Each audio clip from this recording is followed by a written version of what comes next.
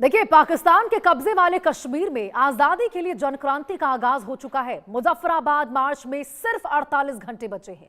PoK से general Munir को deadline मिल चुकी है। जैसे जैसे वक्त का पहिया घूम रहा है, इस्लामाबाद की धड़कनें तेज हो रही हैं।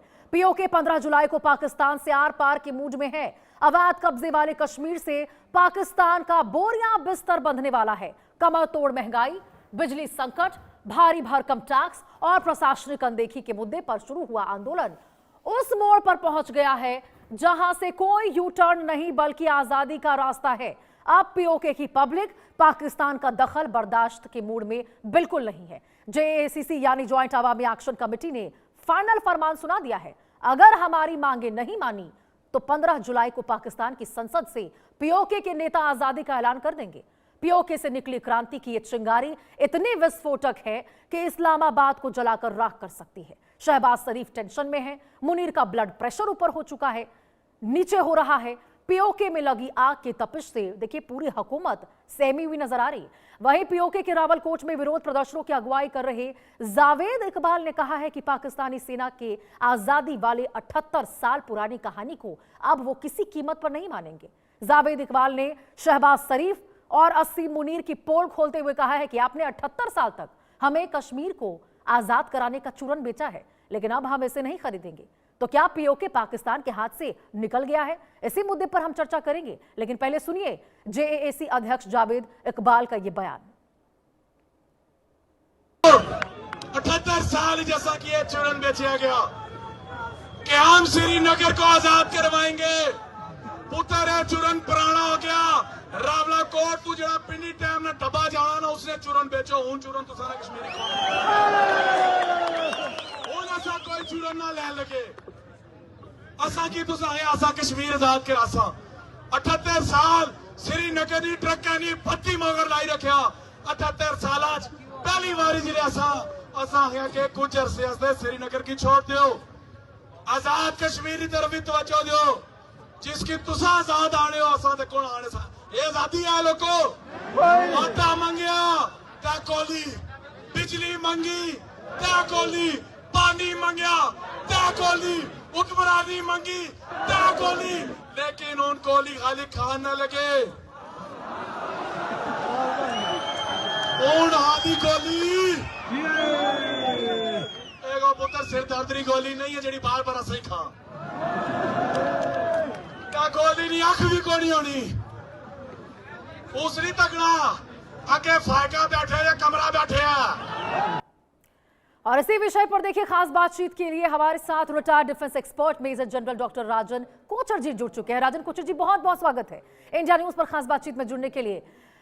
राजन कोचर जी, ये जो जेएसीसी अध्यक्ष के बयान निकलकर सामने आए हैं, 15 जुलाई को क्या होगा पाकिस्तान के साथ? क्योंकि अब पाकिस्तान और मुनीर के जो कत्लेआम किए गए हैं, अब पाकिस्तान को, पीओके को ये नामंजूर नजर आ रहा है। और 78 साल के बाद ही सही, कम से कम पीओके को आभास तो हुआ कि अब तक उनको चूरन ही खिलाया जा रहा था कश्मीर को आजादी दिलाने के नाम पर भारत से, और आखिरकार आंखें खुल गई इनकी।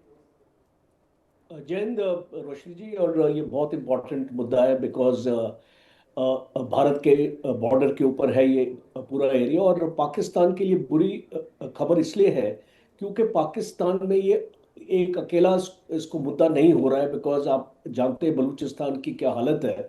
और तहरीक तालिबान पाकिस्तान ने नाक पे दम किया हुआ है पाकिस्तान आर्मी का।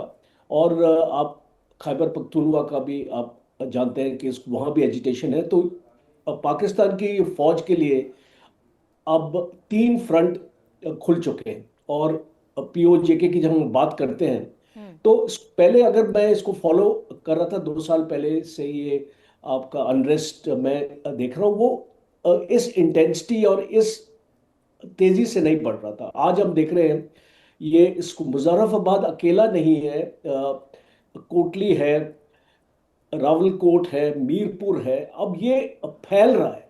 और ये इसको लोगों का गुस्सा सड़कों पे आता दिखाई दे रहा। हम देख रहे हैं कि इसको पहले कुछ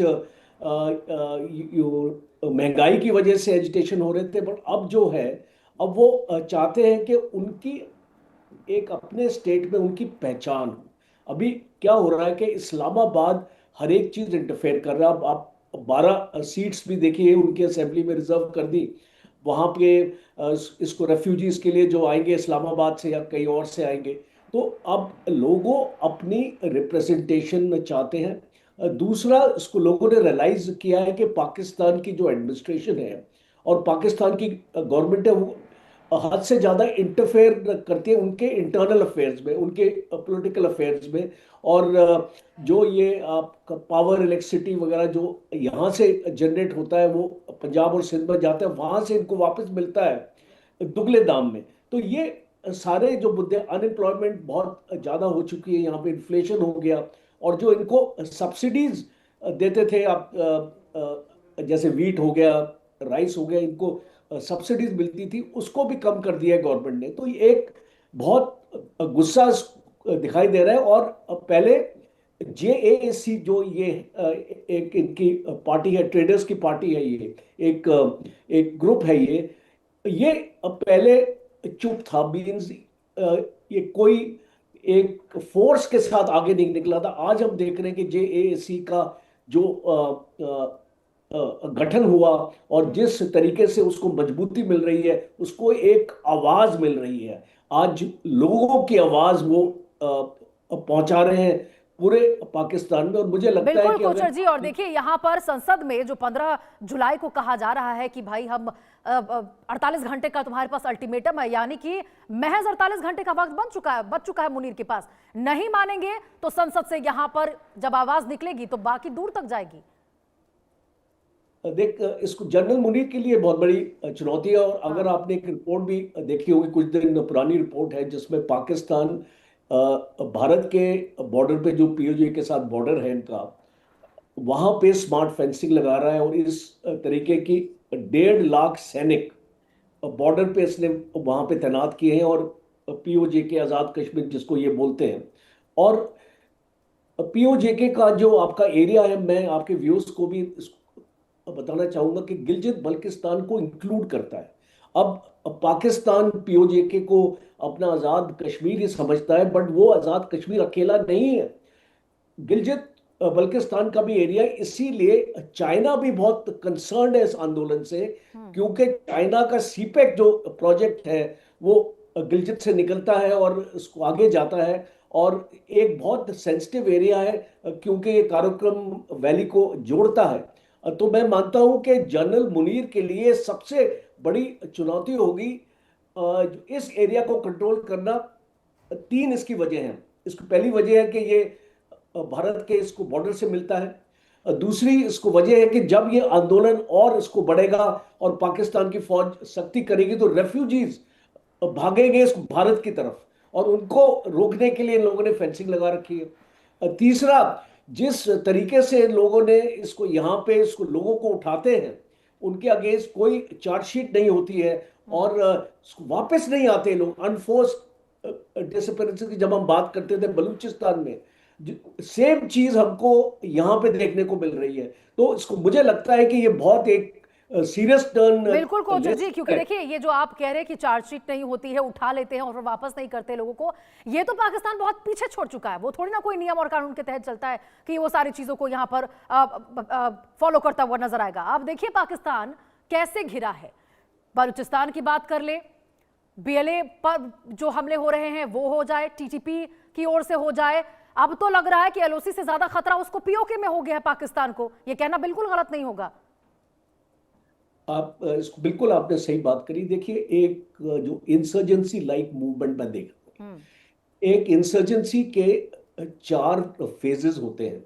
अब बलूचिस्तान में अगर आप देखें तो फेज 3 में उनकी इंसर्जेंसी पहुंच गई। इसका मतलब कि वहां पे जो आपके ग्रुप्स बन गए, जैसे कि बीएलए है, उनके पास हथियार है और वो डायरेक्टली सिक्योरिटी फोर्सेस को चैलेंज करते हैं। अब जो जेके से अगर मैं कंपैरिजन करूं इसका, तो पीओजेके की इंसर्जेंसी स्टेज 1 तक पहुंच गई कि लोग आपके सड़क पे आ गए। अब इसकी नेक्स्ट स्टेज होगी लोगों को हथियार और इस टाइप की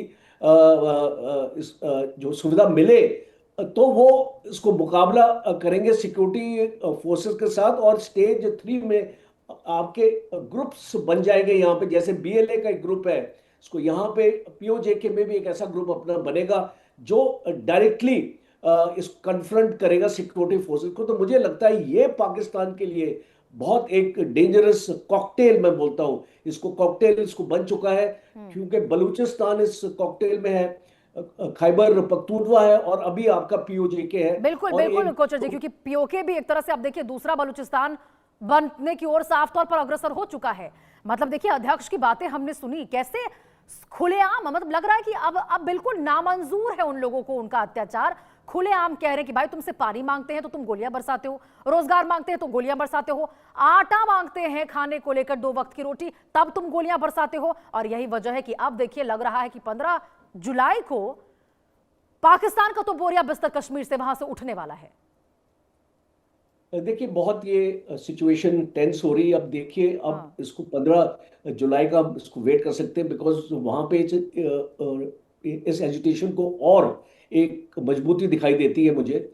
और जो ये 3 बेसिक मुद्दे हैं, रोटी कपड़ा मकान, अगर हम इसकी बात करें तो इसको यहाँ पे अगर आप एनालाइज करें तो पीओजेके में यहीं पर जो इनको इस ये चीज भी हासिल नहीं हो रही है, और ये अपने बेसिक राइट्स के लिए लड़ रहे हैं।